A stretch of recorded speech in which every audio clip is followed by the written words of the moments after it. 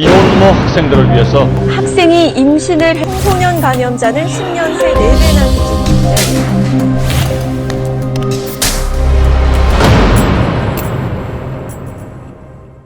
앞으로는 학생이 임신을 했거나 이성교제를 한다는 이유로 학교가 학습권을 침해하는 징계를 내리는 것이 금지됩니다. 정부는 이에 따라 미혼모 학생들을 위해서 출산 휴학 제도를 검토하고 있습니다. 덩치 큰 남학생이 여교사 뒤에서 어깨에 손을 올리고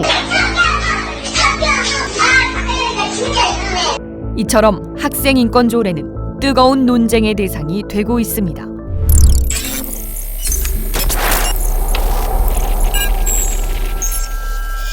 생물학적인 성인 남성과 여성을 전제로 하는 양성평등과는 달리 성평등은 동성애자, 트랜스젠더를 포함한 50여 가지나 되는 사회적 성을 말하는 것입니다. 양성평등과 성평등은 완전히 다른 뜻입니다. 학생인권조례에는 성경험이 있는 학생에 대한 편견 금지, 임신 출산에 대한 차별 금지 조항이 포함되어 성인권교육이라는 미명하에 성관계도 학생의 인권이라고 가르쳐 왔는데 그 결과 지난 3년간 출산을 경험한 청소년들이 무려 3천여 명에 달하는 지경입니다. 청소년도 성적 권리를 가진 인간입니다. 성욕이 있고 섹스를 합니다. 임신과 출산, 차별받지 않을 권리에 대해서 이야기하겠습니다. 스스로를 청소년 활동가라고 소개한 이 여고생의 발언은 학생인권 조례로 어떤 교육을 받았는지 여실히 보여주고 있습니다. 이처럼 성에 대한 기준이 무너지고 문란해진 결과 학생인권 조례 도입 이후 지난 5년간 청소년 성범죄 건수가 5배나 급증했습니다.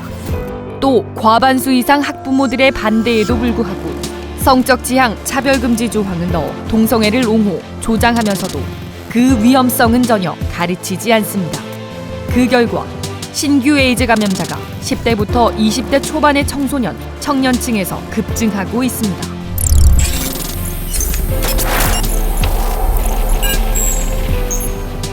또한 기초학력 저하와 공교육 몰락의 위기를 초래한다는 우려의 목소리가 높습니다. 전국 학업 성취도 평가 결과에서 기초학력 미달 비율을 비교해보면 학생인권 조례가 도입된 지역의 학력 미달 비율이 현저히 높은 것을 볼 수 있습니다. 기초학력 미달 비율이란 교육 목표의 20%도 따라가지 못하는 최하위권 학생의 비율을 말하는 것으로 학생인권 조례가 도입된 서울, 경기, 전북, 광주 지역에 공부를 못하는 학생이 훨씬 더 많았습니다. 예를 들어 광주시는 학생인권 조례를 만든 바로 다음 해인 2012년부터 중고등학교 전 과목 성적이 급격히 떨어졌는데 중학교 수학은 전국 7위에서 13위, 영어는 7위에서 14위로 고등학교는 수학이 1위에서 8위, 영어는 2위에서 9위로 대폭 하락했습니다.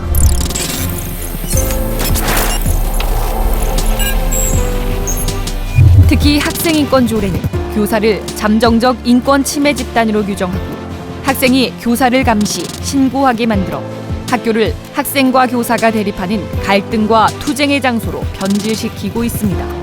또 두발, 복장 자율화, 휴대폰 사용의 허용, 소지품 검사 금지, 반성문 강요 금지 등을 조례로 규정하여 기본적인 생활 지도가 불가능하게 만들어서 오히려 교사가 학생에게 폭행을 당하는 등 교권 침해가 날로 심각해지고 있습니다. 실제로 2010년에 학생인권 조례를 도입한 경기도는 2011년에 5배 증가했고 2011년에 도입한 광주시는 2012년에 2.5배 증가하는 등 조례가 도입된 지역에서 교권 침해 피해가 급증하는 것을 통계로 확인할 수 있습니다. 특히 학생인권센터에 학생인권옹호관을 두어 교사를 조사하고 징계를 권고하는 등 사실상 사법기관의 권한을 행사하는 것은 정말 심각한 문제를 야기합니다. 사법당국이 죄가 없다고 종결을 한 사안에 대해서도 직권조사할 수 있는 무소불위의 권한을 부여하는 것은 교사의 교육권을 심각하게 침해하는 것입니다. 실제로 경찰이 무혐의로 종결한 사건에 대해 계속 조사를 받던 전라북도의 한 교사가 억울함에 자살하는 사건까지 발생했습니다. 이처럼 이미 도입된 모든 지역에서 성문란, 기초학력 저하, 교권 침해 등 수많은 문제를 일으키고 있는 학생인권 조례. 최근 경남에서 진행한 여론조사에서 나타난 것처럼 대다수의 학부모들이 반대할 수밖에 없는 나쁜 조례입니다.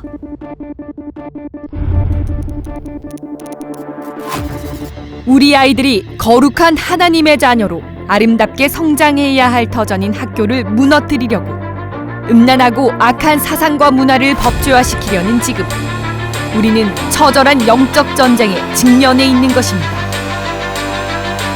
우리 부모와 교회가 순교의 정신으로 반드시 막아내야 합니다.